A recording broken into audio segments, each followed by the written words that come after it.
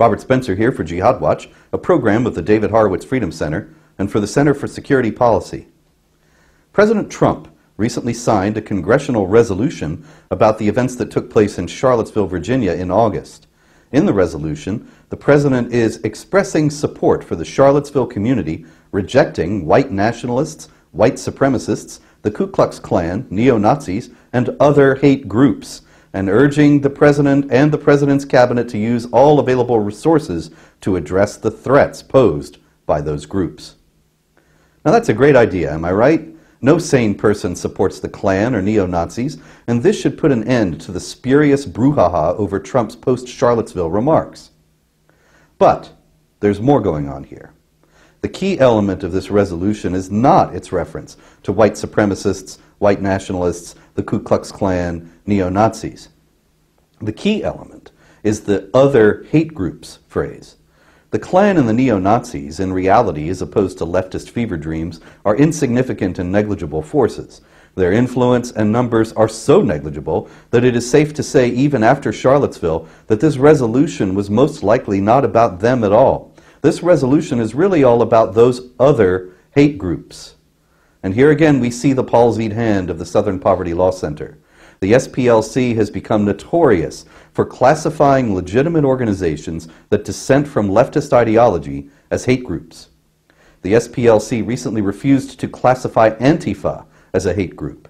It's noteworthy that the resolution President Trump signed does not refer to Antifa or to any other violent left fascist groups, but only to the putative racist and neo-Nazi threat. Reacting to the manifest unfairness of the SPLC's hate group list, 47 leaders who are unfairly classified as members of hate groups recently published an open letter to the media, asking journalists not to refer to the SPLC as if it were a reliable arbiter of what does and does not constitute a hate group.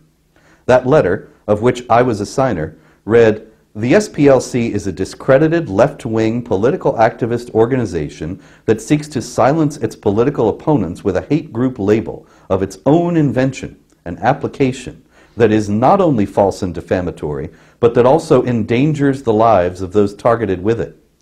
The letter added, "We believe the media outlets that have cited the SPLC in recent days have not intended to target mainstream political groups for violent attack, but by recklessly linking the Charlottesville melee to the mainstream groups named on the SPLC website, we are left to wonder if another Floyd Lee Corkins will soon be incited to violence."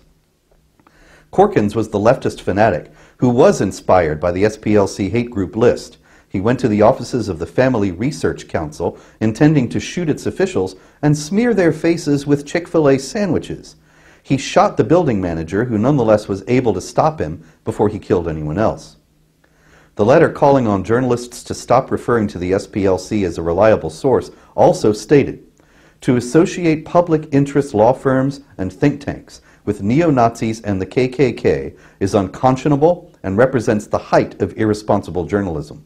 All reputable news organizations should immediately stop using the SPLC's descriptions of individuals and organizations based on its own obvious political prejudices."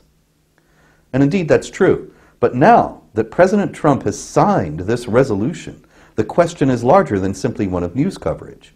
Perfectly legitimate organizations are falsely classified as hate groups and lumped in with the KKK and neo-Nazis by the SPLC, that well-heeled hate and smear machine.